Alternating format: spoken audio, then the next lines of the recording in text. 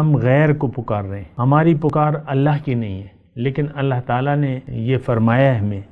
کہ ادعونی استجب لکم، کہ تم مجھ سے مانگو، مجھے پکارو، میں تمہاری پکار کا جواب دوں گا، یعنی تمہاری ضروریات کا کفیل میں ہوں، مجھے پکارو۔ لہو دعوت الحق، پکارنا اس کو سچا ہے اور غیر کو پکارنا باطل ہے۔ وَأَنَّمَا يَدْعُونَ مِن دُونِهِ الْبَاطِلِ، تو یہ دیکھیں پکار کا مسئلہ ہے کہ آپ کس کو پکار رہے ہیں، آپ کا اعتماد اور بھروسہ کس پہ ہے۔ فرشتے جب آئیں گے نا تو وہ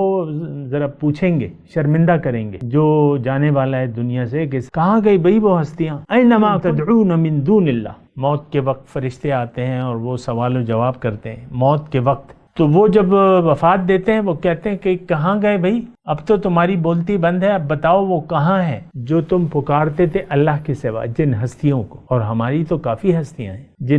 جن پر ہمارا اعتماد ہے۔ کہتے ہیں نا یہ وزیر اعلیٰ کا خاص بندہ ہے، میرا ڈی ایس پی سے خاص تعلق ہے، ایسے آپ لوگ کہتے ہو نا، اپنے تعلقات، اپنے رشتہ داریاں، یہ وہ، ابو، بیٹا کہتا ہے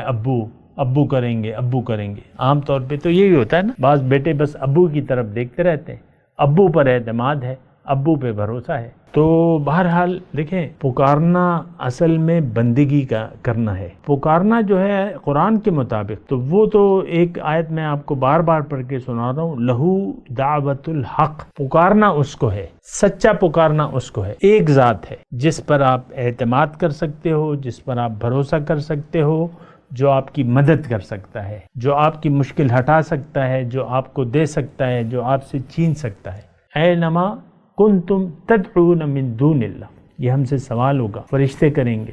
کہ بھئی کہاں گئی وہ ہستیاں، قالوا ضلوا عنا، وہ کہیں گے کہ بھئی وہ تو سب غائب ہو گئے، ضلوا عنا، گم ہو گئے، غائب ہو گئے، ہمیں تو کسی نے مدد نہیں کی، مشکل کا وقت تھا، نزع کا وقت تھا، کوئی بھی نہیں آیا کہ ہمارا ہاتھ تھام لے،